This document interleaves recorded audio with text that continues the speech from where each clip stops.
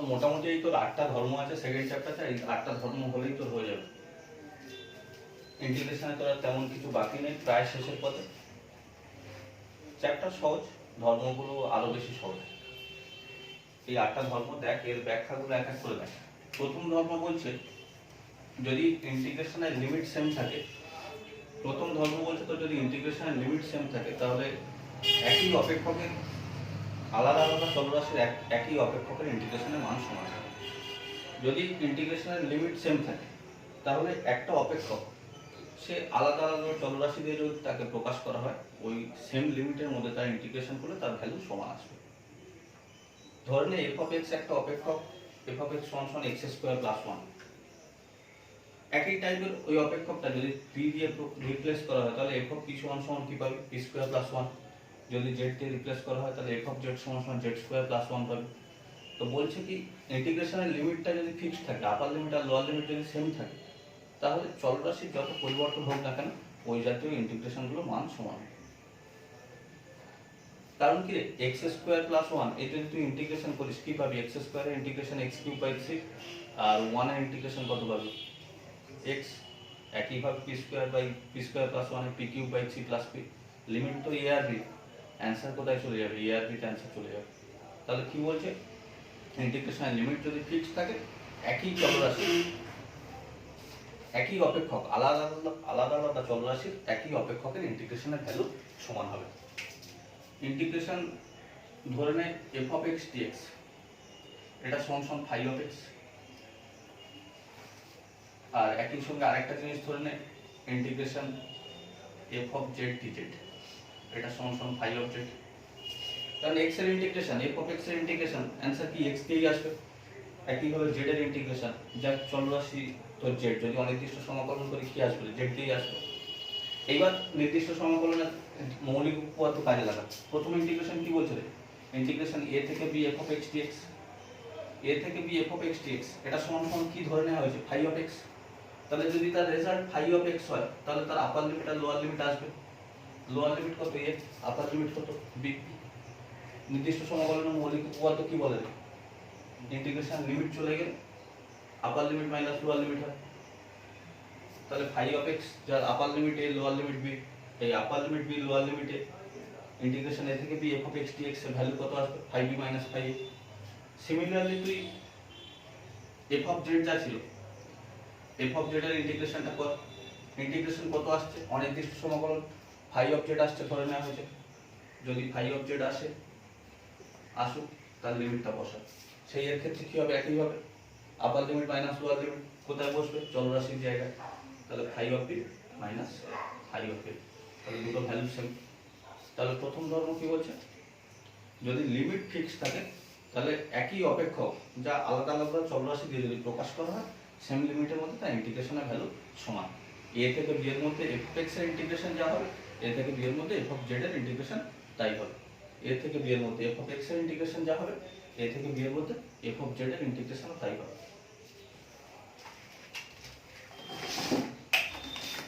সেকেন্ডটা কি বলছে, integration a থেকে b f of x dx সমান সমান মাইনাস ইন্টিগ্রেশন বি থেকে a f of x dx. Integration a থেকে b f of x dx সমান সমান কি বলছে, মাইনাস বি থেকে a f of x dx. দেখ শুধুমাত্র কিছু হয়নি, লিমিট গুলো স্থান বিনিময় হয়েছে। লেফট হ্যান্ড সাইডে লোয়ার লিমিটটা আপার মানে রাইট সাইডে আপার লিমিট হয়ে গেছে, লেফট হ্যান্ড সাইডে আপার লিমিটটা রাইট সাইডে লোয়ার লিমিট হয়েছে। যদি কোনো একটা অপেক্ষকের ক্ষেত্রে এইরকম ইন্টিগ্রেশনে আপার লিমিট আর লোয়ার লিমিট চেঞ্জ হয়, যদি কোনো একটা অপেক্ষকের ক্ষেত্রে এরকম ইন্টিগ্রেশনে আপার লিমিট আর লোয়ার লিমিট চেঞ্জ হয়, তাহলে ইন্টিগ্রেশনের ভ্যালু সেম থাকে, শুধু সাংখ্যমানে একটা নেগেটিভ সাইন আসে, শুধু সাংখ্যমানে একটা নেগেটিভ সাইন গুণ করা হয়। যদি কোনো একটা ইন্টিগ্রেশনের ক্ষেত্রে লিমিটের পরিবর্তন হয়, আপার লিমিট আর লোয়ার লিমিট যদি নিজেদের মধ্যে স্থান বিনিময় করে না, তাহলে ইন্টিগ্রেশনের মান একই থাকে, শুধুমাত্র সাংখ্যমানে একটা নেগেটিভ সাইন গুণ হয়। ধরে না ওই একই ইন্টিগ্রেশন আছে এফ অফ এক্স ডিএক্স, তাহলে ইন্টিগ্রেশন এ থেকে বি এর মধ্যে এফ অফ এক্স এর ভ্যালু কত হবে, ফাই অফ এক্স। সেটাকে ক্যালকুলেশন করলে কি আসবে, ফাই বি মাইনাস ফাই। এইবার পরেরটা কি বলছে, ইন্টিগ্রেশন বি থেকে a f of x dx, তাই তো। তো এফ অফ এক্স ডিএক্স এর এমনি ইন্টিগ্রেশনের ভ্যালু কত, phi of x. Phi of এক্সটাই বসিয়ে শুধুমাত্র পরিবর্তন কি হচ্ছে, লিমিটটা আগের লিমিটটা কি ছিল a থেকে b, এখন লিমিটটা b থেকে a, তাহলে কি হবে আপার limit minus lower limit 5b minus 5a, clearly দেখতে পাচ্ছিস একটা মাইনাস যদি কমন নিই তাহলে 5b মাইনাস 5a, এটা সমান সমান তাহলে বলতে পারি। তাহলে ইন্টিগ্রেশন যদি লিমিটটা স্থান বিনিময় করে ইন্টিগ্রেশনের ভ্যালু সেম থাকে, একটা নেগেটিভ সাইন আসে, ইন্টিগ্রেশনের ভ্যালু সেম থাকে, একটা নেগেটিভ সাইন আসে। 3 নম্বরটা দেখ, ইন্টিগ্রেশন a থেকে b f of x dx, a আর b কে ইন্টিগ্রেশনে আপার লিমিট আর লোয়ার লিমিট, যদি আপার লিমিট আর লোয়ার লিমিটের মাঝখানে একটা পয়েন্ট থাকে, একটা পয়েন্ট c যদি আমি খুঁজে পাই তাহলে ওই c পয়েন্টে ইন্টিগ্রেশনটাকে আমরা ভেঙে ফেলতে পারি। ইন্টিগ্রেশনের আপার লিমিট b, লোয়ার লিমিট কত a, ওই ইন্টিগ্রেশনের মধ্যে যে ওই যে লিমিট আছে লোয়ার লিমিট আর আপার লিমিট, ওই লোয়ার লিমিট আর আপার লিমিটের মধ্যে মিনিমাম যদি একটা পয়েন্ট c আমরা খুঁজে পাই তাহলে সেই c পয়েন্টে আমরা ইন্টিগ্রেশনকে ব্রেক করতে পারি। সেক্ষেত্রে ব্রেক কিভাবে করা হবে, ইন্টিগ্রেশন একবার a থেকে c তে যাবে আর একবার সেম ইন্টিগ্রেশনটা হবে c থেকে b তে যাবে। ওই যেমন সেই ডেরিভেটিভের ক্ষেত্রে dy বাই dx সেটাকে কি করা হতো dy বাই dz করা হতো ইনটু dz বাই dx করা হতো। তো সেক্ষেত্রে সিমিলার টাইপের জিনিস a থেকে b f of x dx, যদি মাঝখানে মিনিমাম একটা পয়েন্ট, ম্যাক্সিমাম অসংখ্য পয়েন্ট হতে পারে, যতগুলো পয়েন্ট থাকবে ততগুলো পয়েন্টেই ভাঙা যাবে, মিনিমাম যদি একটা পয়েন্ট c খুঁজে পাই c পয়েন্টে আমরা ইন্টিগ্রেশন ব্রেক করতে পারি। c একবার আপার লিমিট একবার লোয়ার লিমিট। এবার দেখ c আপার লিমিট আর লোয়ার লিমিট করা হয়েছে, কিন্তু মূল প্রবলেমের যে লোয়ার লিমিট আর আপার লিমিট সেটা মেনটেন করে করা হয়েছে। a যেমন লোয়ার লিমিট ছিল a লোয়ার লিমিট আছে, b যেমন আপার লিমিট ছিল b আপার লিমিট আছে। প্রশ্ন তো আসতে পারে যে দাদা এটাকে আমি উপরে তুলে দিয়ে বিটাকে ঘুরিয়ে দেবো, সেরকম হবে না। ইন্টিগ্রেশন লিমিট যা ছিল সেই লিমিটটা মেনটেন করে c কে আমি আপার লিমিট লোয়ার লিমিট বা ওই রকম যতগুলো c পাবো সবগুলোকে আপার লিমিট লোয়ার লিমিটে আমি অ্যাডজাস্ট করতে পারি। তো a থেকে b f of x dx এর ইন্টিগ্রেশন করা আছে, এর ভ্যালু বারবারই বলা হচ্ছে 5b মাইনাস 5a। তাহলে a থেকে c এর মধ্যে f of x এর ইন্টিগ্রেশন কর, a থেকে c এর মধ্যে f of x dx এর ইন্টিগ্রেশন করলে কত পাবে 5 of x পাবে, a থেকে c সেটা সমান সমান তাহলে কি হচ্ছে 5c মাইনাস 5 হবে, 5c মাইনাস 5 হবে। এটা সাপোজ 1 নম্বর, এটা 2 নম্বর। আর পরেরটা কি বলছে c থেকে b f of x dx, f of x dx এর ইন্টিগ্রেশন কত হচ্ছে অনির্দিষ্ট সমকলন 5 of x বারবারই হচ্ছে, এর লিমিট c থেকে b, এটা সমান সমান তাহলে কত হবে আপার লিমিট মাইনাস লোয়ার লিমিট। 3 নম্বর 2 আর 3 কে যোগ কর, 2 আর 3 কে যোগ করলে কি পাবি, লেফট হ্যান্ড সাইডটা দেখ, আমার যেটা প্রমাণ করতে বলছে সেটা রাইট হ্যান্ড সাইড। 2 আর 3 যদি যোগ করিস তাহলে লেফট হ্যান্ড সাইডটা কি, আমার যেটা প্রমাণ করতে বলছে তার রাইট সাইড। আর এমনি যোগ করলে দেখ plus 5 of c minus 5 of c কেটে যাবে, plus 5 of c minus 5 of c কেটে যাবে, তাহলে সেটা সমান সমান কি পাচ্ছিস 5b minus 5a।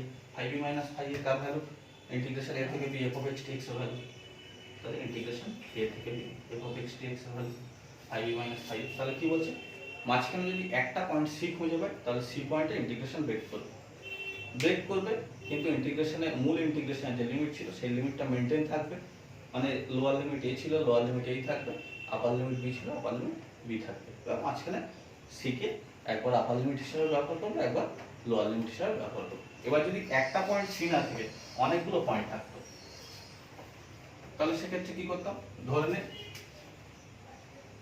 a c1 c2 c3 এইভাবে চলতে চলতে b পর্যন্ত পৌঁছাতো, তাহলে যতগুলো পয়েন্ট থাকবে ইন্টিগ্রেশন ততগুলো ভাগে ভাগ হবে।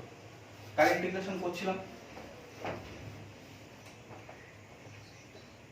a থেকে b f of x dx, এটা তাহলে ফার্স্ট আমি লিখতে পারি a থেকে c1 f of x dx, c1 আপার লিমিটে বসে গেছে তাহলে c1 ফার্স্ট আবার লোয়ার লিমিটে চলে আসবে, তাহলে c1 থেকে c2 f of x dx plus c2 থেকে c3 f of x dx plus up to dot dot dot চলতে থাকবে, লাস্ট আপার লিমিটটা b f of x dx, lower limit ওখানে ডট ডট আছে, b এর আগে কি আছে আমি জানি না, জানলে এখানে বসে দিতাম, যদি cn লিখি তাহলে cn, যদি cn না লিখি cn না, যা লিখবো সেটা লোয়ার লিমিট, b এর আগে যে থাকবে সবাই ওই ইন্টিগ্রেশন লোয়ার লিমিট হবে। 4 নম্বরটা দেখ, 4 নম্বর কি বলছে 0 থেকে a f of x dx সমান সমান 0 থেকে a f of a minus x dx, মানে f of x এর যা ইন্টিগ্রেশন হবে 0 থেকে a এর মধ্যে f of a minus x এর ইন্টিগ্রেশনের ভ্যালু সেম থাকবে। 0 থেকে a এর মধ্যে f of x এর ইন্টিগ্রেশনের ভ্যালু যা হবে 0 থেকে a এর মধ্যে f of a minus x এর ইন্টিগ্রেশনের ভ্যালু সেম হবে। আমার ধর্ম তাই বলে। তাহলে তোকে একটা জিনিস দেখাতে হবে, তোরা যদি দেখাতে পারিস f of a minus x টা f of x এর সঙ্গে সমান হয়ে যাচ্ছে, f of a minus x টা f of x এর সঙ্গে যদি সমান হয়ে যাচ্ছে কোনোভাবে তুই যদি দেখাতে পারিস, বা আগের তিনটে ধর্ম করা হলো সেই তিনটে ধর্মকে তুই যদি কাজে লাগিয়ে দেখাতে পারিস, তাহলে আমি বলতে পারি f of a minus x এর জায়গায় কোনোভাবে যদি আমি f of x বসাতে পারি, তাহলে এটাও f of x এর ইন্টিগ্রেশন, এটাও f of x এর ইন্টিগ্রেশন, তাহলে ইন্টিগ্রেশনটা সমান হয়ে যাচ্ছে। তাহলে মান আলাদা হওয়ার কোনো প্রশ্ন নেই। সামনে কি আছে তোর হাতে? তোর হাতে ওই আগের তিনটে ধর্ম আছে, ওই তিনটে ধর্মকে তুই যদি কোনোভাবে কাজে লাগিয়ে f of a minus x K f of x A convert করতে পারিস, তাহলে ইন্টিগ্রেশনটা হয়ে যাবে। তো আমি ওই রাইট হ্যান্ড সাইডে ইন্টিগ্রেশনটা করব। রাইট হ্যান্ড সাইডে ইন্টিগ্রেশন কি বলছে 0 থেকে a f of a minus x dx, এটা সাবস্টিটিউশন ব্যবহার করা হবে। a minus x equals to p তোর একটা সাবস্টিটিউশন ব্যবহার করা হবে, a minus x equals to p, তাহলে তোর dx সমান কি হবে মাইনাস dp, dx সমান মাইনাস dp। যেহেতু প্রতিস্থাপন দিচ্ছি তাহলে একই সঙ্গে তোর ইন্টিগ্রেশনের লিমিটটাও চেঞ্জ হবে। যেহেতু প্রতিস্থাপন দেওয়া হচ্ছে তাহলে ইন্টিগ্রেশনের লিমিটটাও চেঞ্জ হবে।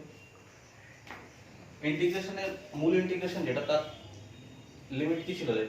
Lower limit 0 upper limit a। তো যদি লোয়ার লিমিট 0 হয় তাহলে পরিবর্তন চলরাশির পরিবর্তন হচ্ছে, সেক্ষেত্রে পরিবর্তিত চলরাশি আপার লিমিট যদি 0 হয়, এই লোয়ার লিমিট যদি 0 হয়, তাহলে p এর লিমিট কত হবে a, আর ওটা যদি a হয় তাহলে 0, ইন্টিগ্রেশন লিমিটটা চেঞ্জ হবে। তাহলে a to 0, a minus x এর জায়গায় কি বসাবো? p বসাবো, dx এর জায়গায় মাইনাস dp, মাইনাস তো সামনে চলে এলো a to 0 f of p dp। 2 number ধর্ম কি বলে রে? সামনে নেগেটিভ সাইন থাকলে দুটো ইন্টিগ্রেশনের ভ্যালু সেম হয়, যদি লিমিটটা চেঞ্জ হয়ে যায় সেক্ষেত্রে একটা সামনে নেগেটিভ সাইন আসে। আপার লিমিট আর লোয়ার লিমিট যদি নিজেদের মধ্যে স্থান বিনিময় করে না, তাহলে ইন্টিগ্রেশনের ভ্যালুটা সেম থাকে, সংখ্যা মানে একটা নেগেটিভ সিম্বল আছে, গুণ হয়। তাহলে এর সামনে একটা নেগেটিভ সিম্বল আছে, তাহলে আমি 2 নম্বর ধর্ম কাজে লাগিয়ে লিমিটটা চেঞ্জ করে দিতে পারি। লিমিটটা চেঞ্জ করে 0 two a f of p dp, এটা। এরপরে 1 নম্বর ধর্ম কাজে লাগানো যেতে পারে, যে কোনো একটা সেম লিমিটের মধ্যে যে কোনো ইন্টিগ্রেশন লিমিট একই থাকলে তার f of x এর ইন্টিগ্রেশন যা হবে f of p এর ইন্টিগ্রেশন তাই হবে। মানে চলরাশির পরিবর্তন হলেও নির্দিষ্ট লিমিটের মধ্যে ইন্টিগ্রেশনের মানের কোনো পরিবর্তন হয়। তাহলে 1 নম্বর ধর্ম কাজে লাগাবে 0 two a f of x dx। তাহলে f of a minus x কোথায় কনভার্ট হয়ে গেল? f of x A convert হয়ে গেল। তাহলে আমার 0 থেকে এর মধ্যে f of x এর যা ইন্টিগ্রেশন হবে 0 থেকে এর মধ্যে f of a minus x এর ইন্টিগ্রেশন সেম হবে। এটা তোর 1 নম্বর ধর্মের সাহায্যে, এটা 2 নম্বর ধর্মের সাহায্যে। তাহলে 4 নম্বর ইন্টিগ্রেশন কি বলছে, বা 4 নম্বর ধর্ম 0 থেকে এর মধ্যে f of x এর যা ইন্টিগ্রেশন হবে 0 থেকে এর মধ্যে f of a minus x এর ইন্টিগ্রেশনের ভ্যালু সেম হবে। 5 নম্বর কি বলছে, তোর f of a plus x R f of x যদি সমান হয় তাহলে সেক্ষেত্রে ইন্টিগ্রেশনের কিছু একটা ভালো রেজাল্ট আছে। সেক্ষেত্রে কি বলছে 0 থেকে n A f of x dx, nটা তো যদি একটা অখণ্ড সংখ্যা হয় তাহলে ওই আপার লিমিটের ওই অখণ্ড সংখ্যাটা ইন্টিগ্রেশনের সামনে চলে আসছে। 0 থেকে n এ যেখানে n একটা অখণ্ড সংখ্যা, তাহলে সেক্ষেত্রে আপার লিমিটে ওই যে অখণ্ড সংখ্যাটা আপার লিমিটের সঙ্গে গুণ আছে সেই অখণ্ড সংখ্যাটা সামনে চলে আসছে, কিন্তু কন্ডিশন একটা f of a plus x R f of x কে সমান হতে হবে। তো এবার তুই 3 নম্বর ধর্ম কাজে লাগা। আমার মূল ইন্টিগ্রেশন কি বলছে 0 থেকে n A f of x dx, এটা আমার মূল ইন্টিগ্রেশন বলছে। তো আমি এই ইন্টিগ্রেশনটাকে ওই তো 3 নম্বর ধর্ম কাজে লাগিয়ে ইন্টিগ্রেশনটাকে ব্রেক করতে পারি। 0 থেকে a, এরপরে a থেকে 2a, তারপরে 2a থেকে 3a, তারপরে 3a থেকে 4a। আমি f of x dx গুলো আর লিখছি না। এইভাবে কত দূর যাবে n A f of x dx, এখানে n খানা পদ আছে, তাহলে লাস্ট পদ যদি n এ হয় সেকেন্ড লাস্ট পদ কত হবে n minus 1 এ। তাহলে একটা ইন্টিগ্রেশন ছিল 0 থেকে n এর একটা ইন্টিগ্রেশন ছিল, সেটাকে এন খানা ইন্টিগ্রেশনে ভেঙে ফেলা হয়েছে, মাঝখানে প্রত্যেকটা পয়েন্টে ইন্টিগ্রেশনটা ভেঙে ফেলা হয়েছে। 0 থেকে n, এইটা 0 থেকে n এ একটা রেঞ্জ, সেই রেঞ্জের মাঝখানে a 2a 3a এইভাবে ইন্টিগ্রেশনকে n সংখ্যক ভাগে ভেঙে ফেলা হয়েছে। এবার আমাকে কি দেখাতে হবে? আমাকে দেখাতে হবে এই যে পাওয়ারের যে অখণ্ড এনটা আছে, পাওয়ারের অখণ্ড এনটা সামনে চলে আসছে। মানে কি রে, একটা ইন্টিগ্রেশনে আমি পেয়ে গেছি 0 থেকে f of x dx, মোট ইন্টিগ্রেশন আছে n খানা, একটা পেয়ে গেছি, বাকি তাহলে n - 1 খানা ইন্টিগ্রেশন পড়ে আছে। আমি যদি কোনোভাবে দেখাতে পারি প্রত্যেকটা ইন্টিগ্রেশনের মান, এই যে n - 1 খানা ইন্টিগ্রেশন পড়ে আছে, প্রত্যেকটা ইন্টিগ্রেশনের মান এই প্রথম ইন্টিগ্রেশনের মানের সঙ্গে সমান, তাহলে n খানা সেম জিনিসের যোগফল, ওই জিনিসটা চলে আসবে। তাহলে আমার উদ্দেশ্য হবে কি, প্রত্যেকটা ইন্টিগ্রেশনের মান এই ইন্টিগ্রেশনটা কনভার্ট হয়ে আসছে, প্রত্যেকটা ইন্টিগ্রেশনের মান পরের প্রত্যেকটা ইন্টিগ্রেশনের মান এই প্রথম ইন্টিগ্রেশনের ভ্যালুতে কনভার্ট হয়ে আসছে। এটা আমার দেখানোর উদ্দেশ্য হবে, বা এটাই আমার দেখাতে হবে। যদি আমি এটা দেখাতে পারি তাহলে n খানা 0 থেকে f of x এর যোগফল n এ হয়ে যাবে। সেই জন্য দেখানোর জন্য আমি ফার্স্ট ইন্টিগ্রেশনটা নিয়েই শুরু করব। ফার্স্ট ইন্টিগ্রেশন তাহলে কত, a থেকে 2a f of x dx, a থেকে 2a f of x dx। এখানে একটা প্রতিস্থাপন দেওয়া হচ্ছে, x equals to a plus b, x equals to a plus b, এই জাতীয় করে একটা প্রতিস্থাপন দেওয়া হচ্ছে। তাহলে dx সমান সমান কত হবে, dp হবে, dx সমান সমান dp হবে। ইন্টিগ্রেশনের লোয়ার লিমিট আর আপার লিমিট আছে, x আর p, a থেকে 2a, x এর ভ্যালু a হলে p এর ভ্যালু কত, 0, x এর ভ্যালু a হলে p এর ভ্যালু 0, x এর ভ্যালু 2a হলে p এর ভ্যালু a। তাহলে চলরাশির যদি পরিবর্তন ঘটে সেক্ষেত্রে ইন্টিগ্রেশন লিমিট কত হবে, 0 থেকে a। এবার x এর জায়গায় কি বসবে, f of a plus p into dp, f of a plus p dp।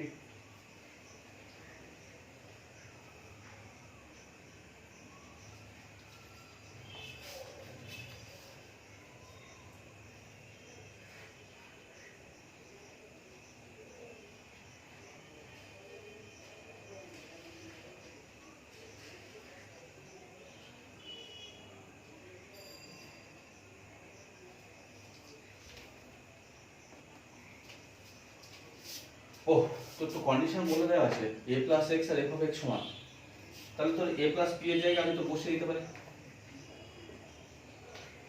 f of p dp। তাহলে এবার প্রথম ধর্মটা কাজে রেখে এটা লিখতে পারি 0 থেকে x f of x dx, এটা এক নম্বর ধর্মের সাহায্যে। আর এটা যেহেতু তোর f of a plus p a plus x সমান সমান f of x বলে দেওয়া আছে, f of a plus x এর জায়গায় f of x বসিয়ে দেওয়া হলো। আর এক নম্বর ধর্ম কি বলছে, সেম লিমিটের মধ্যে একই অপেক্ষকে আলাদা আলাদা চলরাশির ইন্টিগ্রেশনের মান সমান। তাহলে তোর a থেকে 2 এর মধ্যে ইন্টিগ্রেশনের ভ্যালুটা কার সঙ্গে সমান হলো, 0 থেকে এর মধ্যে f of x dx এর ইন্টিগ্রেশনের সঙ্গে সমান হলো। অনুরূপভাবে বাকি সমস্ত ইন্টিগ্রেশনগুলো ওই একই ইন্টিগ্রেশনে কনভার্ট করে নেওয়া যায়। অনুরূপভাবে 2a থেকে 3a f of x dx সমান সমান 0 থেকে a f of x dx হবে, এইভাবে চলতে থাকবে। n - 1 a থেকে n A f of x dx টা সেটাও কার সঙ্গে সমান হবে, 0 থেকে a f of x dx এর সঙ্গে সমান হবে। তাহলে এবার এই ভ্যালুগুলোকে এই জায়গাটা বসিয়ে দেন, 0 থেকে a f of x dx plus 0 থেকে a f of x dx, এইভাবে কত দূর যাবে, n টাইমস n বার যাবে।